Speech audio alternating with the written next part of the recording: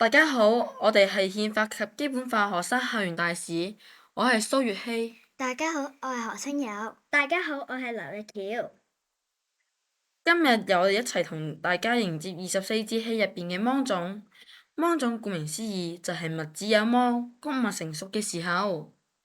芒種代表季節進入忙碌又充實嘅階段，就好似我哋學習都一樣，要認真投入，將握住每一個進步嘅機會。芒種都提醒我哋要開始行動啦，例如定一個清晰嘅學習計劃。今日做得好嘅地方就要繼續保持，未做到嘅地方就要努力補返啦。當天氣開始較熱嘅時候，我哋亦要注意身體需要，記得多啲飲水，唔好貪涼。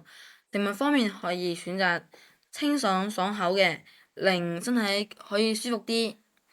其實芒種唔單止係天氣同農作物嘅變化，仲可以係我哋做人做事嘅態度，守規矩，講責任，做得到就做到。如果我哋喺學校遇到唔同嘅情況，可以諗清楚自己應該要點樣做，遵守憲法及基本法嘅精神，保持正確方向，做一個令自己同身邊嘅人都放心嘅同學。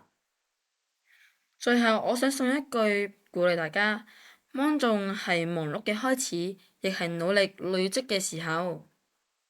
希望大家喺呢個時段繼續努力，保持好心情，向自己嘅目標一步一步進發。祝大家芒種快樂！拜拜拜。